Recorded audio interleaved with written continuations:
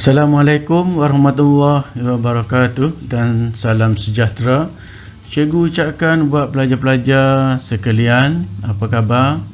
Cikgu harap sempena PDPR ini pelajar mampu meneruskan pembelajaran untuk semua subjek di tingkatan 3. Baiklah, pada kali ini kita akan teruskan pembelajaran sebagai kesinambungan daripada taklimat mata pelajaran Sukatan Sejarah tingkatan 3 yang telah cikgu beri di waktu yang lalu. Pada kali ini kita akan belajar bab 1, iaitu kedatangan kuasa barat di Asia Tenggara dan juga di negara kita. Sebelum itu, cikgu harap pelajar menyediakan pen dan kertas untuk meneruskan pembelajaran kita. Untuk pelajar catat apa-apa butiran yang perlu dan dapat dimanfaatkan di masa yang lain.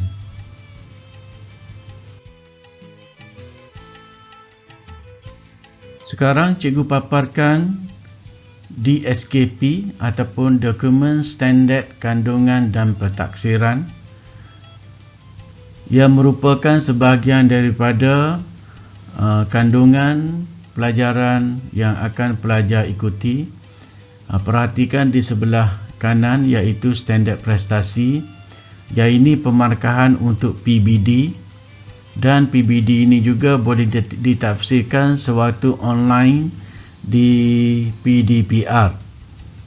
Contohnya untuk markah 5 dan 6, pelajar boleh berhujah terhadap isu-isu yang pelajar belajar, dan hujah-hujahan itu boleh meletakkan pelajar sehingga mencapai markah 5 dan 6 dalam PBD.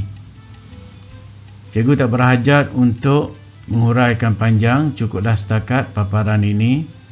Kemudian kita beralih pula kepada paparan yang seterusnya. Paparan ini menyatakan bahawa aspek pembelajaran dalam bab 1 ini yang perlu pelajar dan dititik beratkan kepada pelajar. Pertama, menerangkan kestabilan dan kemakmuran negara, menghuraikan faktor kedatangan kuasa barat di negara kita, menganalisis persaingan antara kuasa barat untuk mendapatkan tanah jajahan, menunjukkan ataupun meramalkan strategi kuasa barat untuk menguasai negara kita. Aspek kemahiran pemikiran sejarah ataupun disebut juga sebagai objektif pembelajaran. Pertama, memahami kronologi kedatangan kuasa barat di negara kita. Kita tahu di tingkatan 2 kita belajar kuasa barat yang pertama datang ke timur ataupun ke negara kita adalah Portugis. Kedua, menerangkan bukti perbezaan strategi kuasa barat dalam menguasai negara kita. Lepas ni kita tengok apa strategi yang kuasa barat ini gunakan. Ketiga, membuat imajinasi kestabilan dan kemakmuran negara kita sebelum kedatangan barat. Bermakna kita akan tengok dulu bahawa negara kita telah mencapai kemajuan dan kestabilan sebelum kedatangan kuasa barat yang merosakkan semuanya. Keempat, membuat interpretasi sebab dan akibat kedatangan kuasa barat ke negara kita. Interpretasi dekat sini, apa kesan daripada kedatangan kuasa barat? Memakmurkan kita ke ataupun memundurkan kita? Yang seterusnya, membuat rasionalisasi negara kita menjadi sasaran kuasa barat untuk mendapatkan tanah jajahan. Apa rasionalnya? Nanti kita akan tengok. Kemudian, elemen kewarganegaraan dan nilai sivik. Pertama, menjelaskan kepentingan memanfaatkan sumber kekayaan negara, menghuraikan kepentingan bekerjasama dalam menjamin kemakmuran negara. Ketiga, membincangkan kepentingan berwaspada terhadap unsur luar yang boleh menggugat keselamatan dan kedaulatan negara. Keempat, merumuskan kebijaksanaan berfikir secara sistematik dan strategik untuk berjaya di dalam kehidupan. Ini adalah elemen kewarganegaraan dan nilai sivik kerana setiap peristiwa sejarah itu boleh menjadi pengajaran dan panduan untuk kita bergerak di masa hadapan.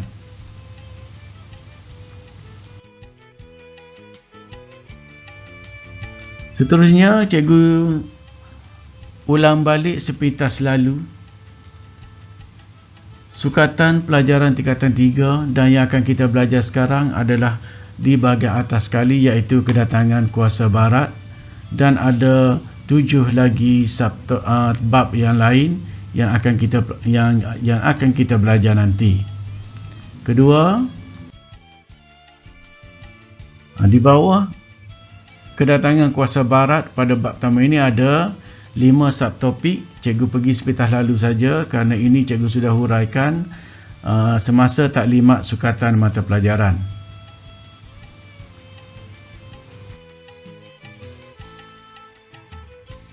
Subtopik yang pertama iaitu kemakmuran dan kestabilan negara. Pelajar boleh tengok sepintas lalu. Yang kedua, faktor kedatangan barat dibagikan mengikut perenggan abad.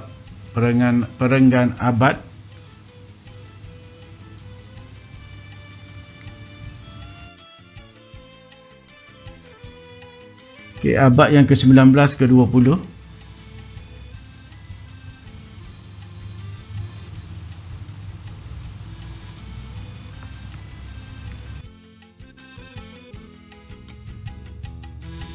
Seterusnya, subtopik yang ketiga dan juga yang keempat boleh pelajar tengok sepintas lalu.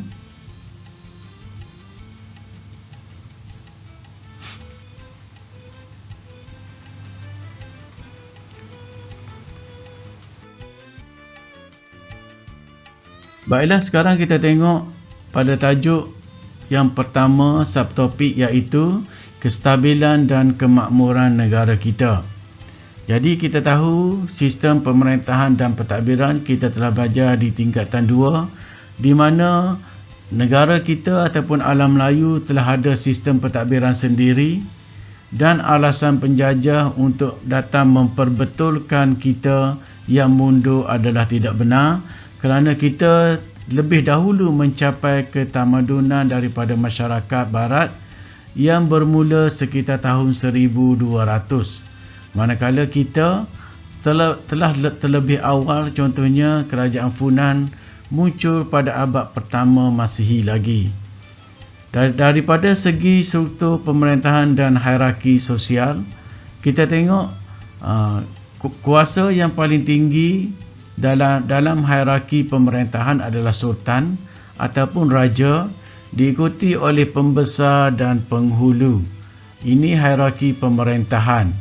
Manakala hierarki sosial ada lagi di bawah, contohnya seperti ketua kampung, rakyat dan juga hamba. Itu hierarki sosial. Manakala struktur pemerintahan, ini dia sultan, pembesar dan penghulu. Sekarang kita tengok pula sistem pemerintahan beraja yang kedua, iaitu di Negeri Sembilan.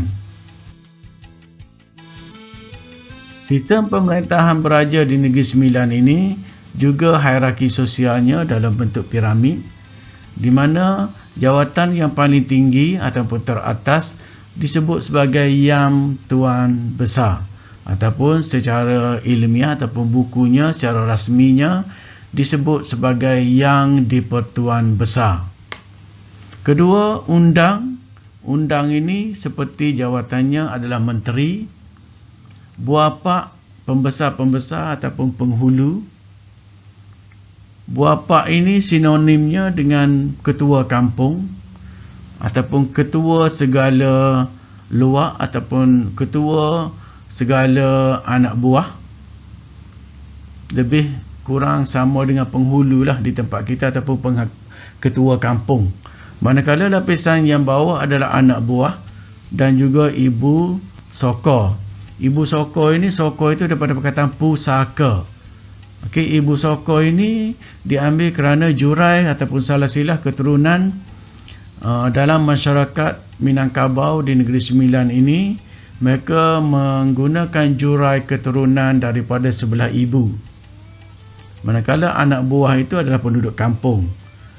Cikgu tertarik dengan dua perkataan dekat sini, iaitu Yang di-Pertuan Besar dan juga undang. Perkataan ini diambil dan diangkat ke peringkat negara Malaysia. Contohnya, Yang di-Pertuan Agong mengambil perkataan daripada amalan sistem pemerintahan beraja di Negeri Sembilan. Kemudian undang. Undang ini kita ada satu istilah yang juga kita ambil, iaitu Dewan Undangan Negeri.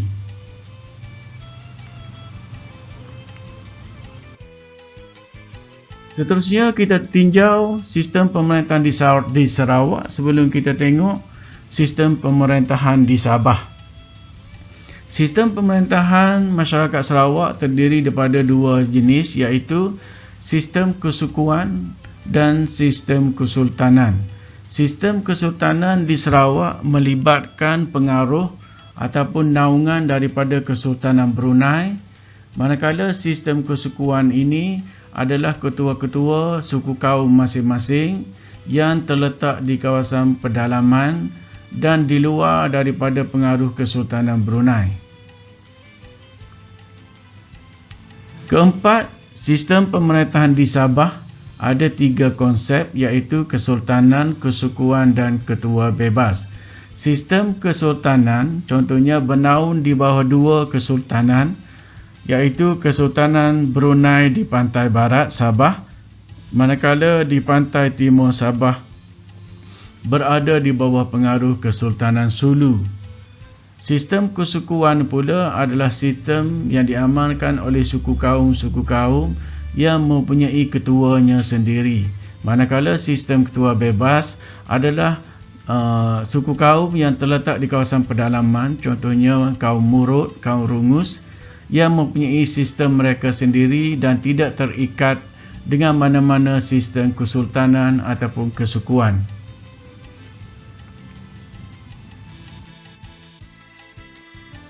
Seterusnya kita tengok bahagian B. Kita telah mencapai hasil kekayaan dengan menjalankan kegiatan ekonomi di mana kita sudah ada sistem perdagangan kita sendiri, pelabuhan, ada sistem percukaian. Kita tahu percukaian, sistem cukai berkeutamaan yang diamalkan di Melaka.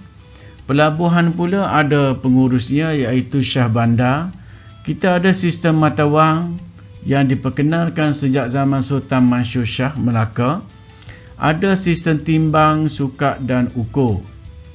Sistem ekonomi di negara kita ini pada zaman dahulu diperkukuhkan di sebelah kanan melalui hasil bumi.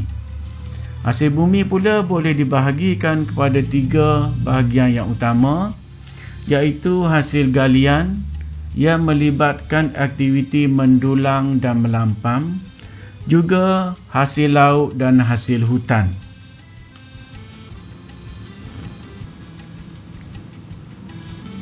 Sekarang kita tengok konsep timbang, sukat dan ukur yang diamalkan oleh pedagang-pedagang yang datang berdagang di alam Melayu. Contohnya, penggunaan oleh orang-orang Melayu seperti kepul, leng, kal, cak, cupak, gantang, guni dan pikul. Kebanyakannya yang melibatkan ukuran kepada biji rin seperti beras. Contoh saya ambil satu, iaitu 4 cupak sama dengan 1 gantang di bawah sekali. Contohnya orang-orang dahulu ingin membeli beras, mereka menggunakan sistem cupak. Sistem cupak ini masih pelajar dapat lihat di kedai-kedai tradisional, contohnya di Pasar Siti Khadijah. Bila pelajar ingin membeli kacang rebus contohnya, ataupun yang lain, dia ada guna konsep kepul ini. Kepul ini yang lebih kecil daripada cupak. Dia macam tin bulat. Seterusnya kita tengok yang di atas itu guni. Guni ini biasanya diletakkan beras. Guni ini cukup untuk diangkat dan dipikul oleh petani-petani. Manakala satu pikul itu biasanya dirujuk sebagai 100 kati. Manakala orang-orang Cina ataupun pedagang-pedagang Cina menggunakan sistem timbangan tahil dan kati. Contohnya di bawah itu 100 kati sama dengan 1 pikul. Masyarakat Melayu contohnya sampai sekarang masih menggunakan konsep pikul. Contohnya apabila ingin membuat kenduri. Lalu tuan rumah yang ingin membuat kenduri memberitahu tukang masak berapa pikul daging yang dia ingin buat. Lalu tukang masak akan memberikan nisbah 1 pikul daging itu ataupun 100 kati itu untuk dimakan oleh berapa orang, dan ini akan memaklumkan tuan rumah berapa jemputan yang akan dia panggil. Contohnya bagi 1 pikul secara mudah untuk diberi makan kepada 100 orang. Lalu kalau 5 pikul, bermakna tuan rumah akan menjemput 500 orang. Manakala pedagang India pula menggunakan sistem mereka, iaitu saga, mayam dan bungkal. Seterusnya sebelah kanan kita tengok sistem ukur luas dan masa yang digunakan oleh masyarakat alam Melayu. Pertama, menggunakan sistem jengkal, kaki, hasta, sepelaung, depa, rantai. Okey, jengkal itu menggunakan jari daripada ibu jari sehingga jari kelingking dibuka, itu dipanggil jengkal. Kaki daripada hujung tangan sampai siku, itu dipanggil 1 kaki. Manakala hasta daripada bahu sampai hujung jari. Sepelaung itu lebih kurang sekarang 100 meter. Kita menjerit dan orang dengar. Itu dipanggil lebih kurang 100 meter. Manakala depa itu kita angkat kedua-dua tangan daripada hujung tangan kiri hingga ke hujung tangan kanan. Itu dipanggil depa. Rantai pula adalah satu jarak yang lebih kurang 10 kaki. Itu dipanggil rantai. Rantai ini biasanya jarak daripada sempadan antara jalan ataupun jalan raya ke rumah. Itu dipanggil rantai zaman dahulu. Luas pula contohnya luas tanah ataupun luas padi, luas sawah padi dipanggil relung dan juga ekar. Sekarang sudah berpindah penggunaannya. Biasanya tapak rumah dipanggil meter persegi. Contohnya untuk keluasan rumah banglo yang selesa perlukan 5,000 kaki persegi ke atas. Masa contohnya sehari, sepekan, sepurnama, setanak nasi.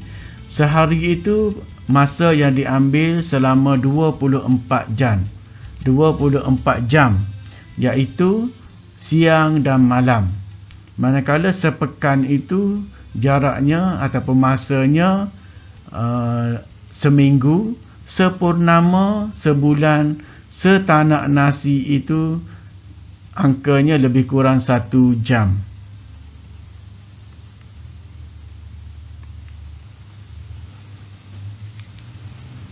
Ini adalah paparan rempah yang melibatkan rempah asli dan juga rempah sudah dikisar dan diproses, dan cikgu sudah tunjukkan nama-nama rempah ini semasa pelajar di tingkatan 2. Mendulang yang menggunakan bahan seperti kuali yang diusahakan oleh masyarakat Melayu zaman dahulu.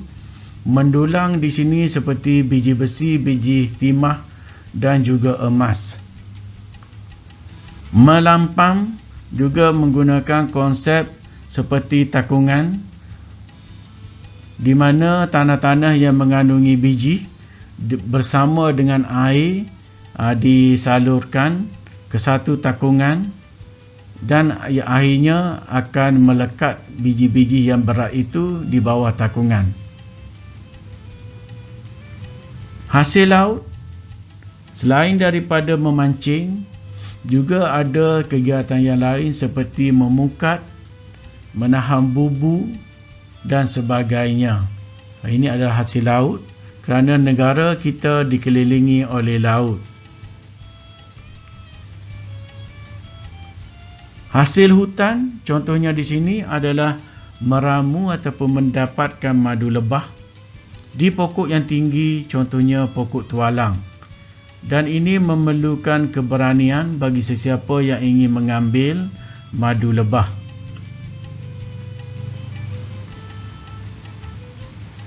Sistem matawang yang telah kita ada, saya cikgu ambil contoh dekat sini satu, iaitu matawang Pitis yang Kelantan, yang sehingga sekarang digunakan sebagai simbol oleh Bank Simpanan Nasional.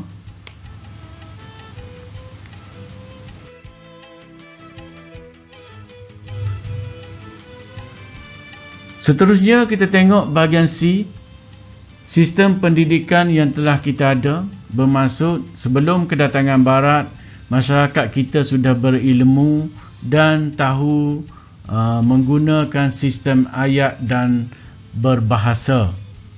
Lalu tiada alasan untuk Barat datang dengan mengatakan bahawa kita ini menjadi beban kepada orang putih untuk dimajukan oleh mereka. Tapi apa yang berlaku, mereka mengambil dan mengaut harta yang kita ada dan dibawa pulang ke negara mereka, manakala mereka kaya sehingga sekarang. Kita tengok sistem pendidikan dibagikan kepada dua, iaitu pendidikan formal dan pendidikan tidak formal. Perhatikan dulu di sebelah kiri, iaitu pendidikan formal. Pertama, memperolehi pelbagai ilmu pengetahuan melalui institusi rasmi sama ada milik kerajaan ataupun milik persendirian atau swasta. Sistem pendidikan formal mempunyai guru dan juga ada pelajar serta mempunyai panduan sukatan pelajaran dan bahan rujukan, contohnya kitab-kitab penulisan oleh ulama-ulama yang terkenal ataupun ulama-ulama muktabar dipanggil. Contoh institusi-institusi yang melaksanakan sistem pendidikan formal seperti Istana Melaka. Istana di mana Sultan Melaka menjadikan istananya sebagai pusat pendidikan. Kemudian masjid, pondok pengajian, surau, madrasah.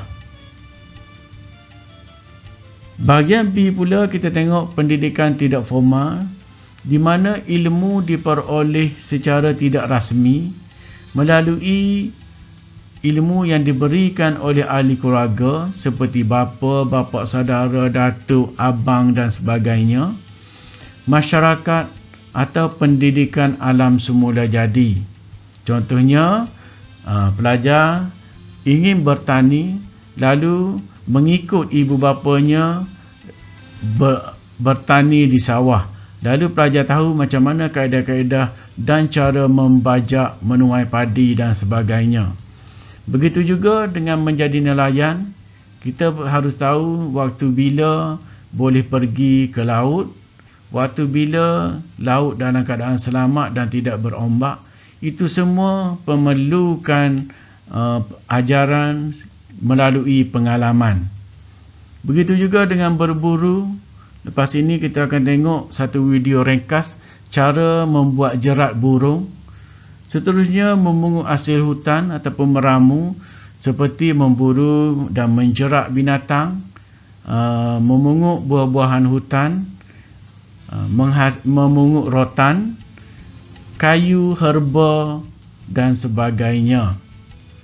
Selain daripada itu, bertukang juga seperti membina rumah dan senjata dikategorikan sebagai pembelajaran tidak formal. Kraf tangan begitu juga dan tenunan begitu juga. Contohnya kraf tangan, cara membuat waw, cara membuat gasing, tenunan songket dan sebagainya memerlukan pengalaman dan pemerhatian serta tunjuk ajar daripada orang-orang yang telah ada ilmu. Bagaimanapun pendidikan formal ini boleh diangkat contohnya menjadi satu sistem formal. Cikgu ambil contoh satu, kraf tangan ataupun tenunan. Kalau belajar dengan ibu bapa secara tidak langsung, itu dipanggil tidak formal. Tapi kalau pelajar belajar kraftangan ini di institusi, contohnya di lembaga kraftangan negara, ataupun pelajar masuk institusi, contohnya doktor veterina, menghadiri kursus-kursus pertanian, itu dipanggil pendidikan formal.